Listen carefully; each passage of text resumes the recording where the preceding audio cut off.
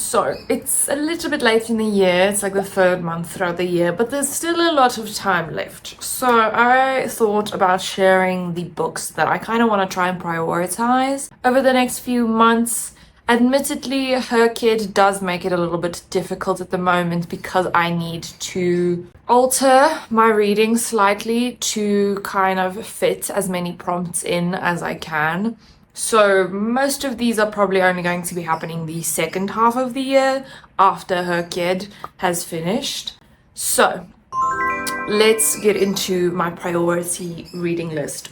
Okay, first of all is the Heated Rivalry series, specifically the Heated Rivalry book. I haven't watched the show. It has absolutely soared in popularity and it's something I'm really excited to try and read the whole series, see how I feel.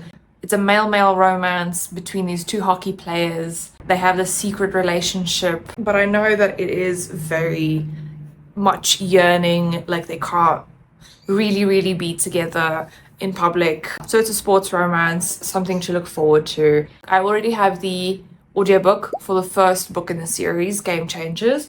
It'll happen later. Then the next few are, most of these actually are quite a few of the books that I've gotten physical copies of recently that I am very excited about and that I do kind of want to get to. Also, yes, this is an F1 car. I literally am filming this right about after I've watched the Chinese Grand Prix. Kimi Antonelli won. Oh fuck, spoilers. Imagine.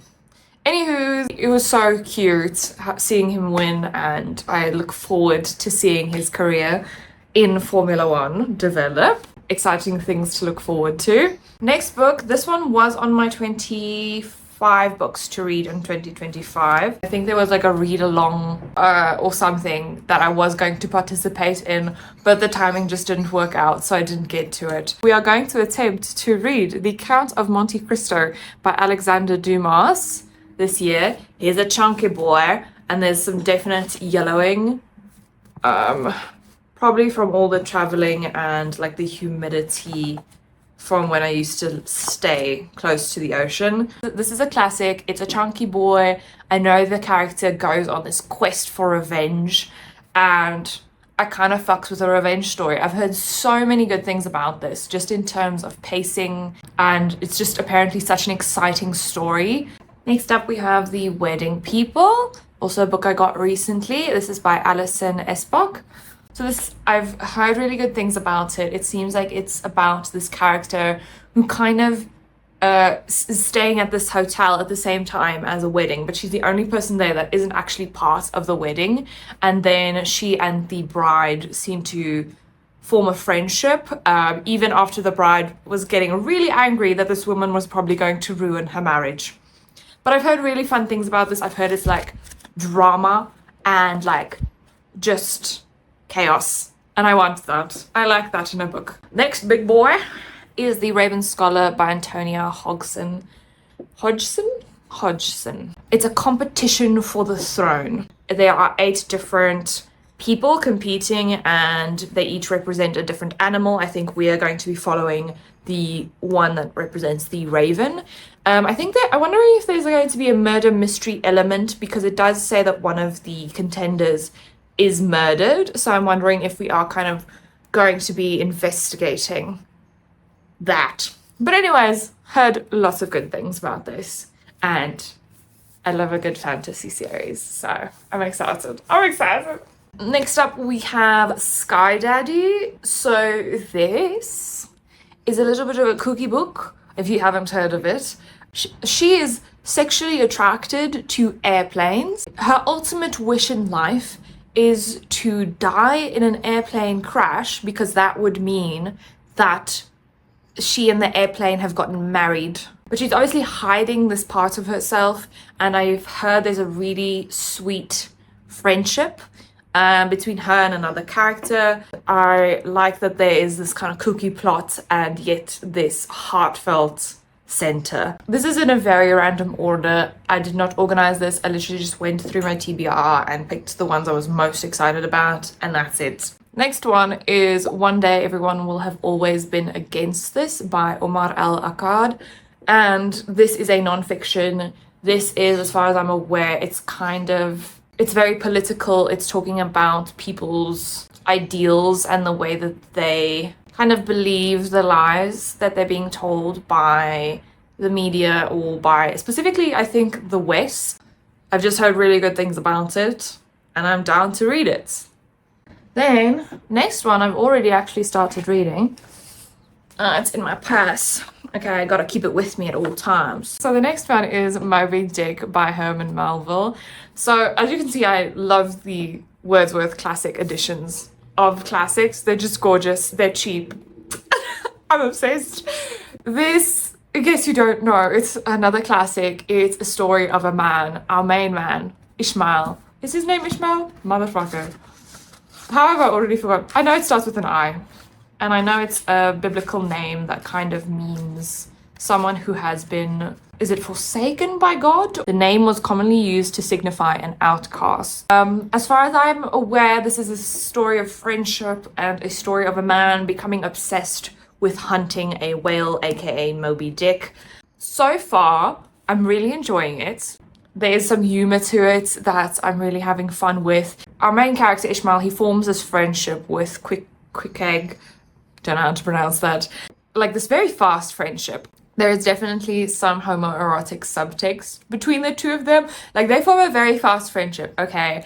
And I feel like they love each other. In my heart, they love each other. Someone is making a queer retelling of Moby Dick. So I wanted to read that after reading this. But I think that one's sapphic. But yes, there is definitely some homoerotic subtext. Trust. Do be aware, obviously it is very old school in its way of thought. Like the main character is very racist.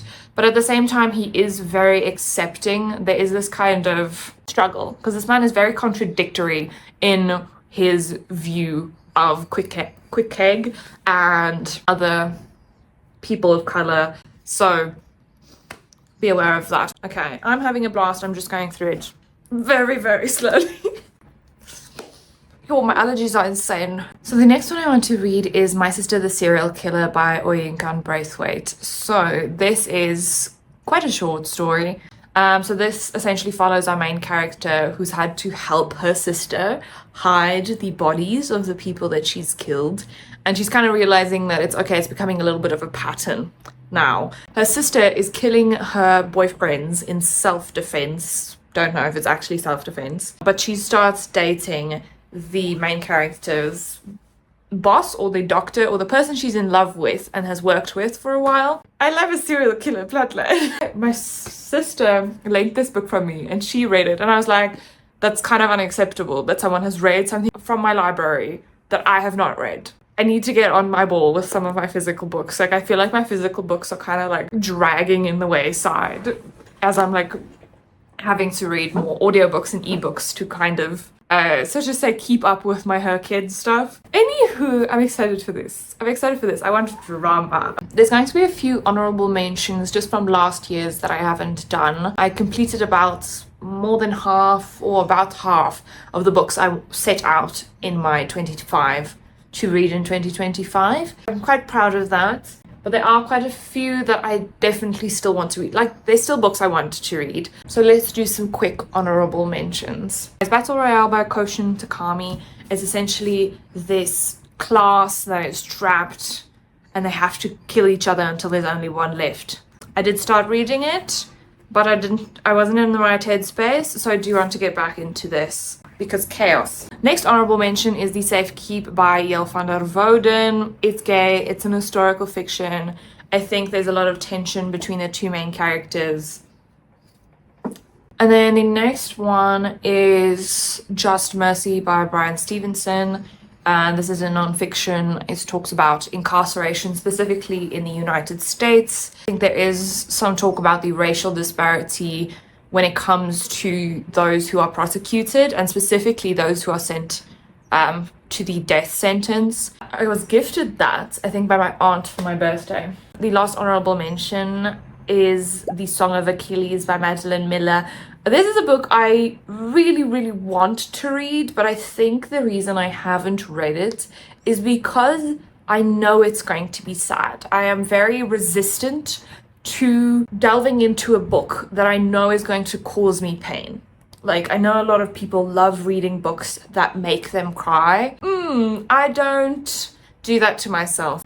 My hackles kind of raise in defense when I know that a book is going to make me cry, but I know that it's also going to be very meaningful. Yeah, so I did read the Iliad, so I know the story of Achilles and Patroclus. I started playing the game Hades. You can't see it on my fucking PC, it's so small. So I started playing Hades, so I know that Achilles and Patroclus are characters in that game, so maybe that will like encourage me a little bit more to get into their story. Let's hope. Then our final book that I'm going to be prioritizing for the year of 2026 is Atmosphere by Taylor Jenkins Reid. I've only read one other Taylor Jenkins Reid book, and that was The Seven Husbands of Evelyn Hugo.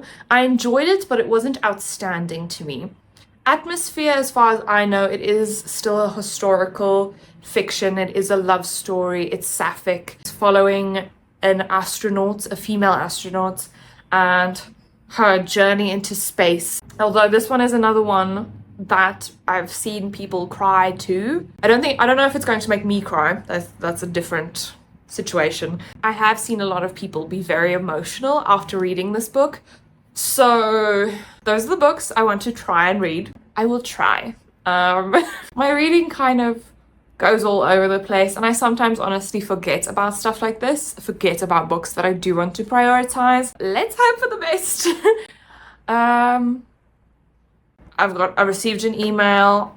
I'm doing applications to move into a new apartment so that I can have my cat come and live with me. In case you're curious why there's been zero cat content or zero little babies causing chaos while I'm filming, it's because my cat is currently not staying with me, and I have to go on this long fucking road trip next month to try and to go and get him and my furniture. Let's go and check that email and see if it went well. It's one of our favorite apartments that we want to try and move into. I'm moving in with a friend. Hope me the best. This is going to be an interesting year. I hope it's a fun year for you. Honestly, I wish you the best. Don't forget to leave a like and subscribe, and then I'll see you some other time. Bye!